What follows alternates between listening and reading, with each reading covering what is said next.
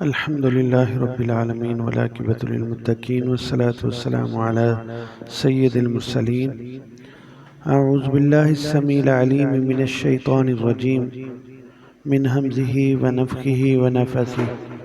بسم الله الرحمن الرحيم.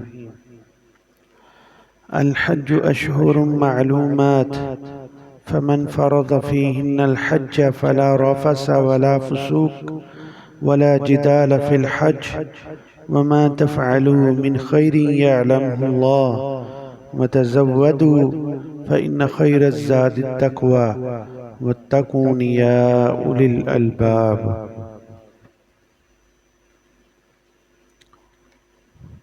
الحج اشہر، حج کے چند مہینے ہیں، معلومات جو معلوم ہیں.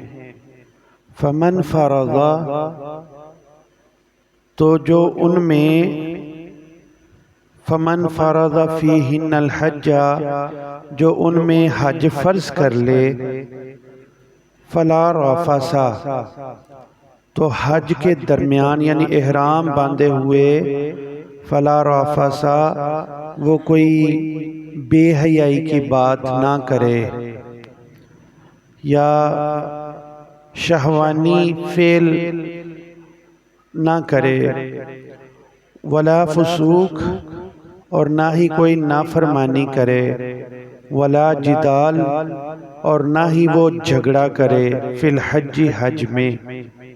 وما تفعلوا اور جو تم کرو گے، من خیر نیکیوں میں سے، یعلمہ اللہ اللہ اس کو جان لے گا.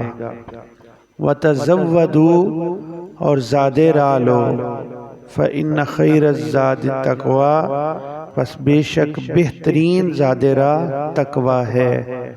واتقون یا اولی الالباب اور مجھ سے ڈرتے رہو اے عقل والو. الحج اشہر، حج چند مہینے ہیں، حج کے چند مہینے ہیں، معلومات جو معلوم ہیں. فمن فرض فیہن جو فرض کر لے ان مہینوں میں، الحج حج کو، فلا رفث تو نہ وہ شہوانی فعل کرے یعنی بے حیائی کی بات کرے، ولا فسوق اور نہ وہ نافرمانی کرے، ولا جدال اور نہ وہ جھگڑا کرے، فی الحج حج کے دنوں میں یا حج میں. وما تفعلوا اور جو بھی تم کرو گے، من خیر نیکیوں میں سے، یعلمہ اللہ اللہ اس کو جان لے گا. وتزودوا اور زادے راہ لو، فإن خیر الزاد التقوی پس بے شک بہترین زادے راہ تقوی ہے. واتقون یا اولی الالباب اور مجھ سے ڈرتے رہو یا اولی الالباب اے عقل والو.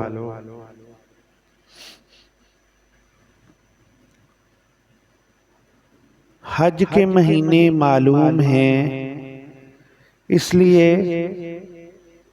کہ حج جو ہے یہ ابراہیم علیہ السلام کی ملت یعنی ان کے دین میں اور ابراہیم علیہ السلام کی اولاد میں یہ ہمیشہ سے ہے. اور وہ کن مہینوں میں لوگ حج کا ارادہ کر کے نکلتے تھے، وہ تھا شوال کا مہینہ، جس میں ہم عید الفطر جس کی پہلی تاریخ کو کرتے ہیں، اور پھر اس کے بعد ذی القعدہ اور پھر ذی الحج کے پہلے 10 دن. ان 2.5 مہینوں کو تقریباً حج کے مہینے کہا جاتا ہے.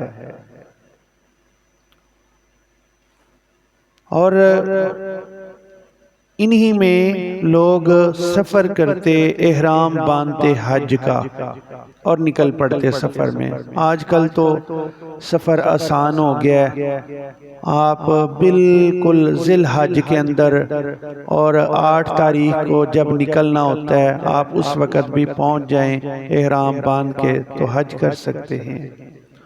تو اس وقت لوگ سواریوں پہ یا پیدل نکلتے تو بڑا ٹائم لگتا، تو حج کا احرام صرف اور صرف ان مہینوں میں ہی باندھا جا سکتا ہے۔ ان کے علاوہ باقی کے مہینوں میں حج کا احرام باندھ کے بندہ نہیں نکل سکتا۔ اب جس نے احرام باندھ لیا، اب آتے ہیں پہلے احرام کی طرف۔ اللہ کے نبی صلی اللہ علیہ وسلم سے ایک صحابی پوچھتے ہیں، اللہ کے نبی احرام کیسے، کیا ہے، کیسے باندھنا ہے، کس چیز کا نام احرام ہے؟ تو اللہ کے نبی صلی اللہ علیہ وسلم نے مردوں کے لیے، یہ مردوں کی بات ہو رہی ہے، مردوں کے لیے آپ نے یہ فرمایا کہ وہ قمیض نہیں پہن سکتے اور نہ ہی امامہ یعنی جبہ جس کو کہہ سکتے ہیں وہ پہن سکتے ہیں، اور نہ ہی سر پہ وہ پگڑی یا ٹوپی رکھ سکتے ہیں۔ وہ چادروں میں جیسے احرام باندھا جاتا ہے وہی اللہ کے نبی صلی اللہ علیہ وسلم کا طریقہ تھا۔ اور آپ نے فرمایا اگر کسی کے پاس کھلی چپل نہ ہو تو وہ اپنے موزے جو ہے، یہ جو ہمارے ٹخنے ہوتے ہیں جس کو ہم اپنی زبان میں گٹے کہتے ہیں، ان کے نیچے سے کاٹ لے، یعنی ان کے یہ ننگے ہونے چاہیے۔ جس کے پاس چپل نہ ہو تو موزے تو ہوتے ہیں، بیٹا سیدھے ہو جاؤ، موزے تو ہوتے ہیں کہ اس وقت چمڑے کے موزے لوگ پہنتے تھے، یا ہم جس کو کہہ سکتے ہیں کہ ہم بند جوتا پہنتے ہیں۔ تو اگر ایسا ہے تو وہ ایسا ہونا چاہیے جس میں ہمارے ٹخنے جو ہیں وہ نظر آئیں۔ یہ احرام ہے۔ اب احرام کی حالت میں ہم نے کیا کرنا ہے؟ یہاں اللہ تعالیٰ نے کچھ چیزوں سے منع فرما دیا کہ احرام کی حالت میں یہ کام نہیں کر سکتے۔ وہ کون سے کام ہیں؟ وہ ہیں کہ جب بندہ حج کے لیے احرام باندھ لیتا ہے، حج کے لیے ہو یا عمرے کے لیے، احرام باندھ لیا تو فلا رفث، اب میاں بیوی ہیں دونوں، اور دونوں ایک دوسرے کا لباس ہیں، ایک دوسرے کے لیے حلال ہیں۔ اللہ نے روزوں کی راتوں میں میاں بیوی کے لیے روزوں کی راتیں حلال کر دی، لیکن احرام کی حالت میں میاں اپنی بیوی کے ساتھ یا بیوی اپنے خامد کے ساتھ وہ باتیں کہ جس سے جو آگے معاملات بڑھتے ہیں، تعلقات قائم ہوتے ہیں، جن باتوں سے باتیں کرنے کی وجہ سے وہ باتیں بھی کرنا منع ہے۔ یعنی تعلق قائم کرنا تو دور کی بات ہے، وہ باتیں بھی نہیں میاں بیوی ایک دوسرے سے کر سکتے کہ جس سے وہ خواہش پیدا ہو۔ اس کو کہتے ہیں رفث۔ فلا رفث، اللہ نے جو فرمایا نا کہ یہ گفتگو کہ جس میں یہ والا معاملہ ہو، وہ گفتگو بھی نہیں کر سکتے آپ۔ ولا فسوق، اور فسق کیا ہے؟ نافرمانی۔ یہ اللہ تعالیٰ نے فسق بہت ساری جگہوں پہ حدیث کے اندر بھی اور قرآن کے اندر بھی آتا ہے کہ کسی مومن کو گالی دینا یہ بھی فسق میں ہے، کہ کسی کے ساتھ بد کلامی کرنا، بری زبان استعمال کرنا، یہ فسق ہے، یہ بھی نہیں کر سکتے۔ اللہ کی نافرمانی کرنا تو یہ تو بہت بڑی بات ہے نا۔ اللہ کی نافرمانی کرنا، کسی مومن مسلمان یا کسی کو گالی دینا، یہ بھی فسق میں شامل ہے۔ بلکہ قرآن مجید میں ایک جگہ پہ اللہ نے ارشاد فرمایا وَلَا تَنَابَزُوا بِالْأَلْقَابِ بِئْسَ الِاسْمُ الْفُسُوقُ، ہم کسی کو ایسے نام کے ساتھ پکارتے ہیں نا کہ جو بندے کو وہ نام پسند نہیں، جو اس کی چڑ ہوتی ہے، یعنی ہم کسی کو ایسے نام کے ساتھ پکارتے ہیں جو اس کی چڑ ہوتی ہے، جس سے وہ برا محسوس کرتا ہے۔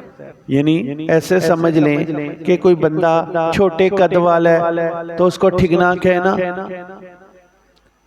یا کوئی لمبے قد والا ہے تو لمبو کہنا، یا کوئی کسی کا کوئی عیب ہے تو ہم اس کو اس عیب کے ساتھ اور وہ اس کو وہ برا لگ رہا ہو، یا کوئی اس کا نام ایسا لینا جس سے اس کو چڑ محسوس ہو، یہ اللہ نے فرمایا وَلَا تَنَابَزُوا بِالْأَلْقَابِ، یعنی کبھی کسی کو ایسے نام کے ساتھ نہ پکارو جو اس کو برا لگتا ہو۔ تو یہ کیا ہے؟ اگر کسی کو ایسے نام کے ساتھ پکارتے ہیں، اللہ فرماتے ہیں بِئْسَ الِاسْمُ الْفُسُوقُ، یہ نافرمانی والے جو گناہوں والے کام ہیں نا، یہ ان میں شامل ہو جاتا ہے۔ تو حج کے احرام کے اندر یا عمرے کا احرام بندھا ہوا ہے تو یہ فسق بھی جو ہے، نافرمانی، یہ والا کام بھی نہیں کرنا۔ پہلا کام بھی سمجھ میں آ گیا کہ میاں بیوی بھی ایک دوسرے سے ایسی گفتگو نہیں کر سکتے جس سے ان کی خواہشات جو ہیں وہ پیدا ہوں تعلقات والی، اور دوسری عورتوں کے ساتھ تو وہ تو اور زیادہ ہی گناہ والی بات ہے کسی کے ساتھ ایسی بات کرنا۔ اسی طرح نافرمانی والا کام نہیں۔ ولا جدال، اب ہوتا کیا ہے، حج کے اندر لاکھوں لوگ پوری دنیا سے آتے ہیں، اور غلطی کوتاہی کمی بیشی ہو جاتی ہے، دھکا لگ گیا یا کوئی ایسا معاملہ ہو گیا تو اللہ کیا فرماتے ہیں ولا جدال، کسی سے جھگڑا بھی نہیں کرنا۔ ایسی حالت میں طواف کرتے ہوئے، عرفات میں جاتے ہوئے، مزدلفہ میں کہیں کسی کے ساتھ ایسے ہوتا ہے کہ آنے جانے میں کوئی ایسا معاملہ کہ کسی کا جاتے ہوئے کوئی ٹکرا گیا یا کوئی اور معاملہ ہو گیا تو اس کو غصے کے ساتھ اس کے ساتھ جھگڑا نہیں شروع کر دینا۔ بلکہ ایک واقعہ ایسا بھی آتا ہے کہ حضرت ابو بکر صدیق رضی اللہ عنہ کے ایک غلام تھے، تو حضرت ابو بکر صدیق نے ان کو سامان والا اونٹ ان کے ذمہ کیا ہوا تھا کہ آپ نے اس کا خیال رکھنا ہے، اس کے اوپر سامان ہے، کھانے پینے کا تھا، دوسرا سامان تھا۔ اب وہ اپنے غلام کا انتظار کر رہے ہیں تو وہ غلام آیا کوئی نہیں، کافی دیر کے بعد وہ آیا تو ابو بکر صدیق رضی اللہ عنہ بڑے نرم مزاج ہیں ویسے تو، لیکن بڑے غصے سے اٹھے، کہاں تھے تم اور وہ اونٹ کدھر ہے؟ تو وہ کہنے لگا جی وہ تو گم ہو گیا۔ اب ان کو غصہ آیا، ڈانٹنے لگ گئے، تو اللہ کے نبی صلی اللہ علیہ وسلم نے یعنی تھا تو آپ ذرا اس وقت مسکرا رہے تھے، کہتے ہیں دیکھیں احرام کی حالت میں اس کو ڈانٹ رہے ابو بکر، یعنی یہ آپ نے پسند نہیں کیا، غلطی ہو گئی ہے غلام سے، غلام ہے وہ لیکن غلطی ہو گئی ہے تو اس کو ڈانٹ رہے ہیں، تو اللہ کے نبی صلی اللہ علیہ وسلم ساتھ میں ویسے مسکرا رہے ہیں اور کہتے ہیں دیکھو ابو بکر کی طرف احرام بندھا ہوا ہے اور اس کو ڈانٹ رہے ہیں۔ یعنی اس کا کیا مطلب ہوا کہ ایسی حالت میں کسی کے ساتھ یہ سلوک بھی نہیں کرنا۔ یہ تو ہو گئی باتیں کہ ہاں ان چیزوں سے حج میں یا احرام کی حالت میں ہم نے بچنا ہے۔ اب اس کا فائدہ کیا ہوگا؟ اللہ کے نبی صلی اللہ علیہ وسلم نے فرمایا کہ جو بندہ ان چیزوں سے بچتے ہوئے جب وہ حج کر دیتا ہے تو اللہ اس کو ایسے گناہوں سے پاک کر دیتے ہیں کہ جیسے وہ آج ہی اپنی ماں کے بطن سے پیدا ہوا ہے۔ یعنی جیسے ایک بچہ چھوٹا، اس کا کوئی گناہ نہیں، پیدا ہوا بالکل پاک صاف، اس طرح اللہ اس کو گناہوں سے پاک کر دیتے ہیں۔ اس کو حج مبرور بھی کہتے ہیں، جس میں کوئی لغو بات، کوئی اس قسم کا کوئی معاملہ نہ ہو۔ اللہ اکبر۔ تو پھر آگے فرمایا وَمَا تَفْعَلُوا مِنْ خَيْرٍ يَعْلَمْهُ اللَّهُ، اب جو تم بھی کرتے ہو نیکی کا کام اللہ جانتے ہیں کہ جو تم کر رہے ہو۔ پھر آگے فرمایا وَتَزَوَّدُوا فَإِنَّ خَيْرَ الزَّادِ التَّقْوَىٰ، زاد راہ۔ یہ زاد راہ کیا ہے؟ زاد راہ اصل میں یہ معاملہ کہ جب بندہ حج یا عمرے کے سفر میں نکلتا ہے تو اپنا کھانے پینے کا یا جو بھی اس کی ضروریات ہیں وہ سامان لے کے چلے۔ یمن کے لوگوں نے عجیب کام شروع کیا تھا جس کی وجہ سے یہ آیت نازل ہوئی اور یہ الفاظ اللہ نے نازل کیے۔ وہ کیا کرتے تھے؟ گھر سے ویسے ہی نکل پڑتے، ہم تو اللہ کے راہ میں چل رہے ہیں، حج کے لیے نیکی کے کام میں نکل رہے ہیں، ہمارا توکل اللہ پہ، اللہ ہمیں کھانے کو دے گا، اللہ ہی ہمیں دے دے گا۔ پھر مانگنا شروع کر دیتے، بھائی ہم حج پہ آئے ہوئے ہیں، مسافر ہیں، ہمیں کھانے کو دو۔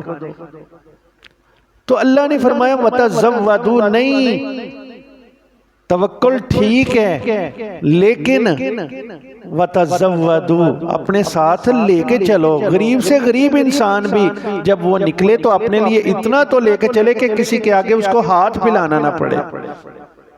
وَتَزَوَّدُوا، یہ ہاتھ پھیلانے والی بات بڑی عجیب ہے۔ اللہ کے نبی صلی اللہ علیہ وسلم نے فرمایا ایک تو ہوا مجبوری کی حالت میں کسی سے سوال کر لینا، لیکن جو بندہ اپنی عادت بنا لیتا ہے نا، قیامت کا دن ہوگا، اللہ کے دربار میں پیش ہوگا، اس کے چہرے پہ گوشت کا ایک ٹکڑا بھی نہیں ہوگا، یعنی بالکل چہرہ گوشت سے خالی ہوگا اس کا۔ یعنی ایسے ہی ٹھیک ہے جی، یہ میں اسی طرح ہی کروں گا تو میرا اس طرح ہی معاملہ چلے گا۔ تو یہ اللہ نے ان کے لیے وَتَزَوَّدُوا، نہیں، اپنے ساتھ لے کے چلو، حج کے لیے نکل رہے ہو، توکل۔ اللہ کے نبی صلی اللہ علیہ وسلم سے ایک صحابی نے سوال کیا، اے اللہ کے نبی، میں اونٹ کو کسی جیسے ہوتے ہیں نا کھونٹی کے ساتھ یا کسی چیز کے ساتھ باندھ دوں اور پھر اللہ پہ توکل کروں، یا میں اس کو کھلا چھوڑ دوں اور اللہ پہ توکل کروں؟ دیکھیں سمجھنے والی بات ہے کہ میں اس کو کھلا چھوڑ دوں کہ میرا اللہ مجھے واپس کر دے گا، یا میں اس کو باندھ لوں، اس کی رسی کہیں پہ باندھ لوں، پھر اللہ پہ بھروسہ کروں، اللہ پہ توکل کروں۔ تو اللہ کے نبی صلی اللہ علیہ وسلم نے فرمایا نہیں، یہ بہتر ہے کہ تو اس کو باندھ بھی لے اور اللہ پہ بھروسہ کر، یہ نہیں کہ اس کو کھلا چھوڑ دے اور اللہ پہ بھروسہ کر۔ یہ بات ٹھیک نہیں ہے۔ ہاں جی مجھے تو اللہ تعالیٰ کھلا دے گا، اللہ پلا دے گا، اللہ کھلائے پلائے گا، لیکن تمہاری کوشش بھی ہونی چاہیے۔ جو ہم پڑھتے ہیں نا ایاک نعبد و ایاک نستعین، اللہ ہم تیری عبادت بھی، تیری ہی عبادت کرتے ہیں اور صرف تجھی سے مدد مانگتے ہیں۔ استعانت نستعین کا مطلب یہ ہے ہم اپنی کوششیں کر چکے، مکمل کر چکے، اب اللہ آگے جو معاملہ ہے وہ تو ہی ہماری مدد کرنے والا ہے۔ اس کی مثال میں نے اس وقت ایک دی تھی کہ ایک کام ہے، ہم کرنا چاہ رہے ہیں، ہم کر رہے ہیں، پوری اپنی کوشش کر لی ہے اور وہ کام ہم سے نہیں ہوا، پھر ہم کسی کو بلاتے ہیں، بھائی یہ تھوڑی سی ہیلپ ہمارے ساتھ کروا دیں، تھوڑی سی مدد کر دیں، اس کو استعانت کہتے ہیں۔ تو یہ نستعین جو ہم نماز میں ہر نماز کی ہر رکعت میں پڑھتے ہیں، ایاک نعبد و ایاک نستعین، بھروسہ تو ہمارا اللہ پہ ہے، توکل تو ہمارا اللہ پہ ہے، لیکن ہم مدد مانگتے ہیں اللہ ہم اپنی پوری کوشش کر چکے ہیں، کر رہے ہیں، لیکن پھر بھی اس کے ساتھ ساتھ تمہاری مدد چاہیے، تب ہمارا کام یہ پورا ہوگا۔ فَإِنَّ خَيْرَ الزَّادِ التَّقْوَىٰ، بہترین زاد راہ جو تم لے کے چلو گے وہ تقویٰ ہے۔ تقویٰ کیا ہے کہ تم ہر وقت اللہ سے ڈرتے رہو، ساتھ میں سامان بھی لیا ہوا ہے لیکن پھر بھی اللہ کا ڈر اپنے دل میں ہو کہ یا اللہ میں تو بڑا مجبور ہوں، میرے پاس تو کچھ بھی نہیں ہے، ہر چیز عطا کرنے والا تو ہے، یا اللہ میں تو تیرا حقیر سا نکما سا بندہ ہوں، یا اللہ مجھ سے کوئی غلطی کوتاہی نہ ہو جائے، وَاتَّقُونِی، اور مجھ سے ڈرتے رہو۔ اللہ فرما رہے ہیں اور مجھ سے، اور ایسے موقع پہ تو اور چیز کوئی سوجھتی نہیں بندے کو، جب وہ نکلا ہوتا ہے نا احرام باندھ کے، اور کیا کہتے ہیں، لبیک اللہم لبیک لبیک لا شریک لک لبیک ان الحمد والنعمت لک والملک لا شریک لک. اس وقت تو وہ پکار کے کہ اللہ میں حاضر ہوں، میں آگے ہوں اللہ. اس وقت تو اور کچھ نہیں سوچتا، صرف اللہ کا ڈر ہی ہوتا ہے. وَاتَّقُونِ، اور مجھ سے ڈرتے رہو یا اولی الالباب، اے عقل والو. کل ایک سوال ہوا تھا، وہ مجھے پتہ نہیں تھا، آج پڑھا بھی اور استاد محترم سے بھی پوچھا. احرام کی بات ہو رہی تھی کہ ہم عمرہ کے لیے جاتے ہیں، اور ایک اس میں نے بتایا تھا حج تمتع، جو عام طور پہ ہم وہ لوگ جو پہلے چلے جاتے ہیں حج کے لیے کچھ دن پہلے، تو اس وقت حج تمتع کرتے ہیں کہ ہم احرام باندھ کے عمرہ کر کے آ کے احرام کو کھول دیتے ہیں، اور پھر حج کے لیے دوبارہ سے احرام باندھتے ہیں. تو حاجی صاحب نے کل تصحیح کی اس کی اور بتایا، اور پھر آج واقعی وہ پڑھنے میں بھی اور پھر پوچھا بھی، تو الحمدللہ وہی بات تھی کہ جو حج کے لیے احرام ہے، حاجی جو عمرہ کر کے پھر مکہ میں ٹھہرے ہوئے ہیں، وہ حج کے لیے جب احرام باندھیں گے اس وقت وہ مکہ کے مقیم ہوں گے، مکہ کے اندر رہنے والے ہوں گے. ان کو مکہ سے باہر جا کے میقات پہ جا کے احرام نہیں باندھنا ہوگا. وہ جس بلڈنگ میں رہ رہے ہیں وہیں اسی بلڈنگ سے احرام باندھ کے وہ حج کے لیے نکلیں گے. یہ بات بالکل ٹھیک ہے جی. ہاں جی، یعنی جو نہیں، یہ تھا حج تمتع، یہ ان کے لیے تھا حج تمتع جو درمیان میں یعنی عمرہ کر کے رک جاتے ہیں، اور یہ وہ لوگ ہیں جو دور دراز سے آتے ہیں، یہ ان کے لیے تھا. اب وہ وہاں مکہ کے اندر ہی مقیم ہو گئے ہیں، انہوں نے ادھر رہنا ہے، حج کر کے باہر آنا ہے، واپس نکلنا ہے. تو اس وجہ سے وہ جس جگہ پہ رہ رہے ہیں وہاں سے احرام باندھ کے وہ یعنی عرفات، مینا، مزدلفہ، وہاں پہ وہ نکلیں گے. ان کو میقات پہ جانے کی ضرورت نہیں ہے. لیکن عمرے کا احرام وہ تو میقات سے ہی باندھنا ہے، اور وہ کوئی اور صورت نہیں ہے سوائے وہ حضرت عائشہ رضی اللہ عنہا والی کہ ان کو وہ چھوٹ ملی تھی. اور بہت سارے علماء نے کہہ دیا ہے کہ ہاں یہ کچھ مخصوص ایام یعنی عورتوں کے جو آتے ہیں تو ان کے لیے یہ حضرت عائشہ کے لیے تھا کہ وہ مسجد عائشہ جا کے انہوں نے احرام، اللہ کے نبی صلی اللہ علیہ وسلم نے ان کو ان کے بھائی کے ساتھ بھیجا کہ جا کے وہاں سے جا کے احرام باندھ کے آ جاؤ. اور انہوں نے احرام باندھا اور آ کے انہوں نے عمرہ ادا کیا. تو یہ صرف اس وقت تھا. لیکن کچھ علماء کہتے ہیں کہ رخصت ہے، لیکن اصل میقات وہی ہے جو طائف کے پاس ہے. طائف والی سائیڈ ہے نا جہاں جدہ کے قریب، وہاں سے احرام باندھ کے ہی عمرہ دوبارہ، یا مدینہ سے آتے ہوئے ذوالحلیفہ ہے، ذوالحلیفہ یعنی 5-6 کلو 7 کلومیٹر باہر آتے ہیں، ایک مقام آتا ہے ذوالحلیفہ، وہاں سے احرام باندھ کے آنا ہے. اللہ تعالی ہمیں یہ بار بار ہمارے نصیبوں میں فرما دے. سبحانک اللہم و بحمدک اشہد ان لا الہ الا انت استغفرک و اتوب الیک.